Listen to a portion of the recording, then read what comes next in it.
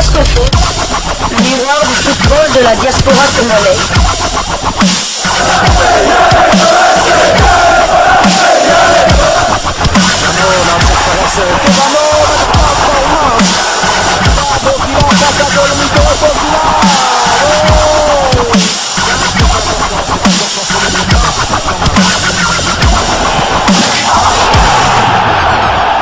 Diasco Foot, le miroir du football de la diaspora congolaise.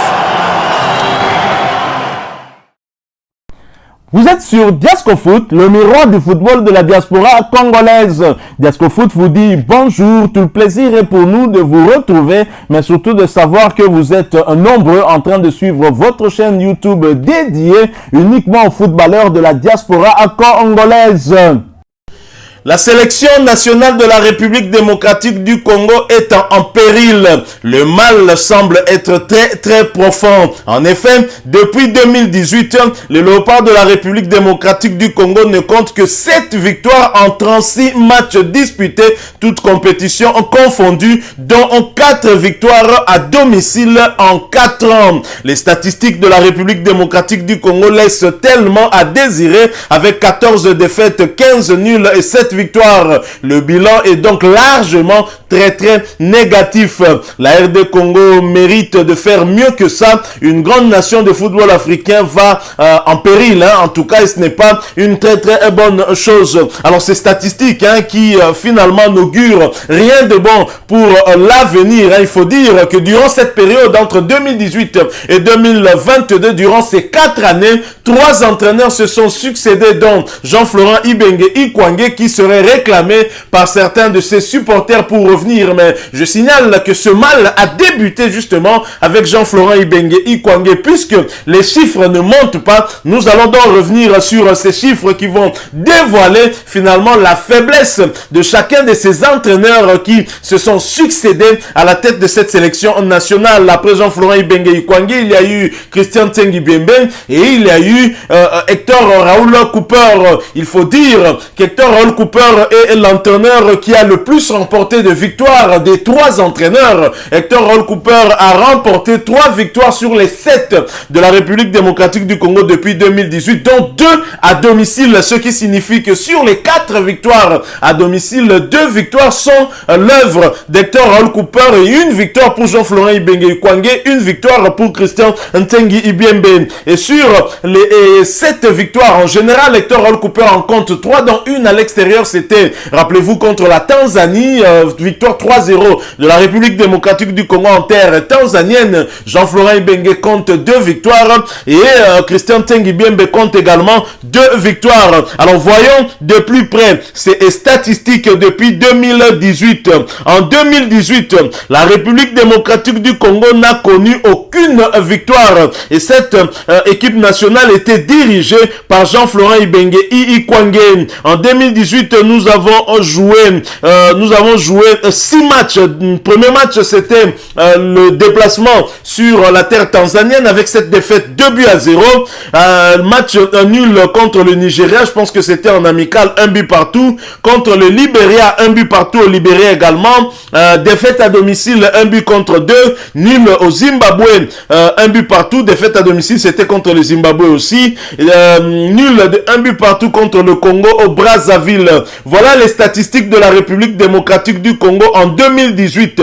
6 matchs joués contre la Tanzanie, le Nigeria, le Libéria, le Zimbabwe ainsi que le Congo au Brazzaville. 6 matchs où la République démocratique du Congo n'aura pas en tout cas réussi à remporter une seule victoire et c'était sous Jean-Florent Ibenge Ikwangé. Et le bilan nous signale en tout cas 2 défaites, 4 matchs nuls d'un but partout. La défaite à domicile contre le Zimbabwe et la défaite à l'extérieur contre la Tanzanie. Le bilan en 2018 est très largement négatif. En 2019, le bilan se partage entre Christian Tsengi Biembe et Jean-Florent Ibenge Ikwangé. Christian Tsengi Biembe vient à partir de la rencontre contre l'Algérie et là nous avons joué quand même beaucoup de rencontres. La première rencontre, c'est la réception réception du Libéria où nous avons obtenu une victoire, c'est sous Jean-Florent Ibenge Ikwangé. La seconde rencontre, c'est 0 but partout contre le Burkina Faso, 1 but partout contre le Kenya. Pour la troisième rencontre, défaite contre l'Ouganda, 2 buts à 0 lors de la CAN, défaite contre l'Égypte, 2 buts à 0 à la CAN toujours, victoire contre le Zimbabwe, 4 buts à 0, rappelez-vous, c'était pour se qualifier, 2 buts partout lors de la CAN contre le Madagascar, éliminé au tir au but, 4 tirs à 2, et voilà donc les matchs disputés par Jean-Florent Ibenge Ikwangé. C'était en tout cas 6 rencontres en 2019, la rencontre contre le Libéria, le Burkina Faso, le Kenya, l'Ouganda, l'Égypte et ainsi que le Madagascar. 6 rencontres, et sur les 6 rencontres jouées par les Léopards en 2019 sous le leadership de Jean-Florent Ibenge Ikwangé, la République démocratique du Congo avait remporté 2 victoires, dont une contre le Libéria à domicile 1 but à 0 et une contre le Zimbabwe lors de la CAN Égypte 2019 4 buts à 0. Il y a eu en tout cas 2 défaites contre l'Ouganda et contre l'Égypte, et il y a eu beaucoup de matchs nuls, donc 2 matchs nuls aussi. Nous avons eu le match nul contre le Burkina Faso, le match nul contre le Kenya ainsi que le match nul contre le Madagascar. 3 matchs nuls, donc 2 victoires et 2 défaites pour la République démocratique du Congo. Donc c'est plutôt 7 matchs joués par Jean-Florent Ibenge Ikwangé, et sur les 7 matchs il a eu à avoir 2 victoires, 2 défaites et 3 matchs nuls. Le bilan est mitigé pour Jean-Florent Ibenge. En tout cas, on peut pas dire que c'est un bilan positif ni négatif, c'est donc mitigé. De 2018 à 2019 jusqu'à son éviction, Jean-Florent Ibenge Ikwangé avait un bilan plutôt négatif si on fait la sommation de toutes les rencontres qu'il a eu à jouer avec les Léopards de la République démocratique du Congo. En 2019, Jean-Florent Ibenge est évincé de son poste d'entraîneur principal des Léopards. Christian Ntsengi Biembe prend le relais. Il débute avec ce match amical contre l'Algérie. Ça débute plutôt bien avec ce match nul, 1 but partout. Rappelez-vous de l'égalisation de la République démocratique du Congo. Ensuite, la défaite contre la Côte d'Ivoire, toujours en amical, 3 buts à 1. Et la réception du Gabon pour l'éliminatoire de la CAN 2021 au Cameroun, 0 but partout au Stade des Martyrs.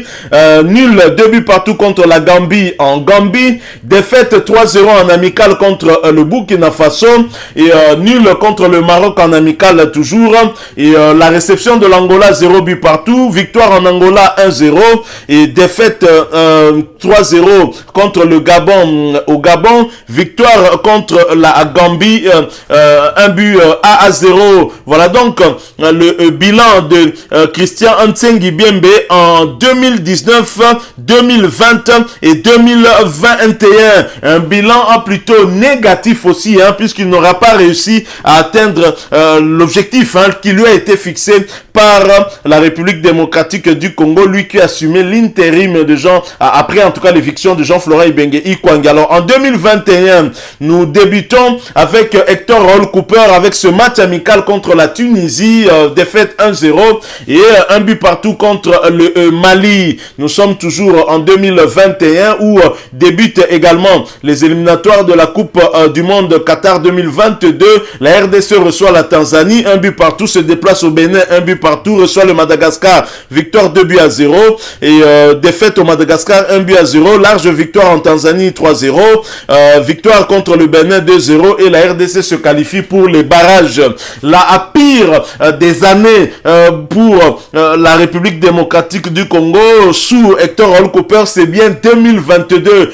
Aucune victoire en 2022 pour la République démocratique du Congo en 5 matchs, toutes compétitions confondues. Hector Roll Cooper a connu 4 défaites et un seul match nul à domicile. Les 4 défaites, dont en tout cas, dont on va dire une défaite à domicile, hein, parce qu'à domicile c'était quand même 2 rencontres, la réception du Gabon ainsi que la réception du Maroc, un but partout contre le Maroc lors du match des barrages aller de la Coupe du Monde Qatar 2022 et les éliminatoires de la Coupe d'Afrique Côte d'Ivoire 2023 avec la réception du Gabon et défaite 1-0 en 5 matchs en 2022.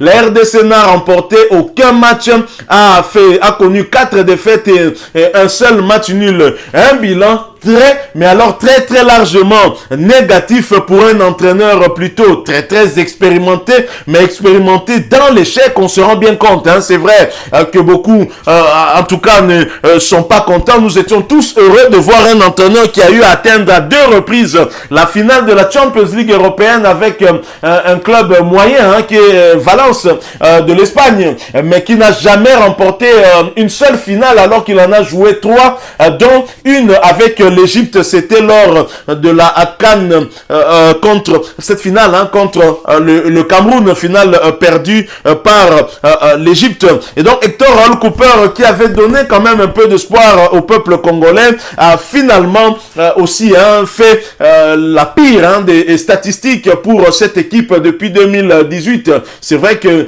il a eu à remporter plus de victoires que les 2 autres entraîneurs, mais pour cette année 2022, c'était vraiment la catastrophe et c'est la raison pour laquelle le gouvernement s'est empressé à lui envoyer un préavis de rupture de contrat, ce qui risque d'ailleurs de nous créer des problèmes. Alors qui pour remplacer Hector Raoul Cooper? Certains pensent à Jean-Florent Ibenge, qui estime, hein, que Jean-Florent Ibenge devrait revenir parce qu'il avait eu à réaliser un bon résultat, mais j'ai eu à vous donner des statistiques depuis 2018. La République démocratique du Congo a 36 matchs joués pour 14 défaites, 15 matchs nuls et 7 victoires, dont 4 à domicile, 2 avec Hector Cooper et en général 3 victoires sur les 7. En termes de victoires, Hector Raoul Cooper a un meilleur bilan par rapport à Jean-Florent Ibenge. Alors pourquoi Jean-Florent Ibenge devrait revenir à la tête de la sélection alors que les problèmes de Léopard de la République démocratique du Congo a débuté avec cet entraîneur? Je crois que nous devons plutôt regarder vers l'avant plutôt que être nostalgique et nous retourner encore vers l'arrière, oubliant pourquoi est-ce que Christian Tengibiemba avait remplacé Jean-Florent Ibenge à la tête de cette équipe nationale. On était arrivé en tout cas au bout, hein, avec Jean-Florent Ibenge. On avait touché aussi le fond, on doit le rappeler. En 2018, aucune victoire et le bilan couplé de Jean-Florent Ibenge 2018 et 2019 donne un résultat plutôt négatif pour cet entraîneur. Je pense que nous devons nous tourner vers l'avant, essayer de faire un bon diagnostic par rapport au problème que connaît le Léopard actuellement. Je pense que le problème est bien loin, hein, de ne concerner que le staff technique. Je crois que c'est au niveau aussi organisationnel avec un président de la fédération qui a du mal à bien connaître le football. On se demande même comment est-ce qu'il a été parachuté à la tête de cette fédération congolaise de football association, lui qui finalement ne maîtrise pas tous les méandres de ce sport, et c'est bien dommage. Je crois que le problème de la République démocratique du Congo ne concerne pas que le staff technique ni les joueurs, ça concerne aussi le gouvernement qui est pourvoyeur des moyens et qui doit impulser justement une bonne organisation pour cette équipe nationale afin d'arracher les résultats. Après, comment voulez-vous arracher des résultats lorsqu'une équipe qui va jouer un match de qualification où elle n'a pas droit à l'erreur, hein, pas de défaite, donc mais qui se déplace à 1h du matin pour aller jouer au Gabon, et vous avez un président de fédération qui tente de justifier une telle mauvaise organisation? Je crois que il y a quelque chose qui ne va pas. Il y a vraiment beaucoup de problèmes. Nous devons repenser l'organisation de notre football, hein. Le problème n'est pas seulement au niveau du staff technique, parce qu'on a eu à changer à 3 reprises les entraîneurs, mais on se rend bien compte, hein, que le résultat reste le même, et ce résultat est très négatif. sportifs. Nous devons donc pousser notre réflexion beaucoup plus loin et essayer de résoudre le problème à la racine. Résoudre le problème à la racine, c'est de commencer par le ministre du Sport qui, ma foi, ne donne pas de bons résultats. Déjà, pour avoir de bons résultats, il faut aussi avoir l'apport du 12e homme. Et le stade des martyrs dont la réflexion devient éternelle pratiquement. Et on se demande bien pourquoi est-ce que les chaises ne sont pas placées partout pour tout, pour permettre à ce que le public remplisse ce stade et que nous ayons au moins un effectif de 80 000 personnes pour soutenir les Léopards. Personne ne pose cette question au ministre des Sports parce que beaucoup de journalistes sportifs certainement sont peut-être inféodés par ce ministre ou sont proches de ce ministre et évitent d'aborder ce sujet. C'est bien dommage parce que je crois que c'est de la responsabilité de ce ministre Serge Nkondé. Et ici, dans votre chaîne YouTube Diasco Foot, parce que nous sommes le miroir du football de la diaspora congolaise, nous allons continuer à marteler sur cette question, sur cette problématique de cette réflexion interminable du stade des martyrs qui finalement préjudicie les Léopards de la RDC. Donc voilà plusieurs raisons qui expliquent nos contre-performances ces derniers jours. Il y a notamment ce stade des martyrs qui n'en finit plus. On s'étonne qu'ici, nous ne parvenons pas à avoir de bons résultats. Mais comment pouvons-nous avoir de bons résultats au stade des martyrs lorsque nous jouons à huis clos à cause de l'irresponsabilité du numéro 1 du sport congolais? Permettez-moi en tout cas d'utiliser ce terme parce que c'est de sa responsabilité justement de remplir les chaises dans ce stade et donc de permettre à la majorité des Congolais de venir assister et pousser nos Léopards en tout cas à arracher la victoire. Je sais que si lors du match du Gabon nous étions présents dans ce stade, imaginez 80 000 Congolais dans le stade, les Gabonais qui arrivaient à 1 heure de la rencontre allaient être bousculés moralement, en tout cas ils allaient subir un coup et qui allaient pousser nos Léopards à arracher cette victoire. Donc je crois que nous devons jeter un œil et le bon sur la gestion de ce ministre par rapport à ce dossier concernant la réflexion du stade des martyrs. Alors je l'ai dit, le problème n'est pas qu'au niveau du staff technique, c'est déjà au niveau du ministère des Sports. Et que dire de cette fédération qui est incompétente, dont les animateurs sont très clairement incompétents et qui finalement ne connaissent pas le football. Il est temps que le football revienne aux vrais footballeurs qui ont une vision pour ce sport et pour ne pas donner trop de soucis au peuple congolais. Et bien sûr, il y a le staff aussi qu'il faudrait choisir, un staff non seulement compétent, mais un staff dont la communication pourrait aussi mieux passer avec les joueurs et les autres membres du staff technique. Je crois que nous devons absolument tourner la page d'Hector Raoul Cooper, mais est-ce que changer un entraîneur maintenant va résoudre quel problème? Je ne pense pas. Je crois que nous devons résoudre le problème par la racine, et la racine, c'est le ministère et la Fédération congolaise de football association. Voilà, nous sommes arrivés à la fin de cette réflexion qui était un tout petit peu longue, et si vous l'avez aimé, laissez-nous un maximum de j'aime. Merci de partager avec nous votre point de vue en nous laissant un commentaire. Abonnez-vous sur cette chaîne YouTube Diasco Foot parce que nous sommes le miroir du football de la diaspora congolaise. Et n'oubliez pas d'activer la petite cloche de notification en cliquant tout simplement sur celle que vous verrez apparaître dès que vous serez abonné. Encore une fois, merci à vous. Avec espoir de vous retrouver bientôt dans un autre sujet d'actualité. En attendant, portez-vous bien et Diasco Foot vous dit au revoir.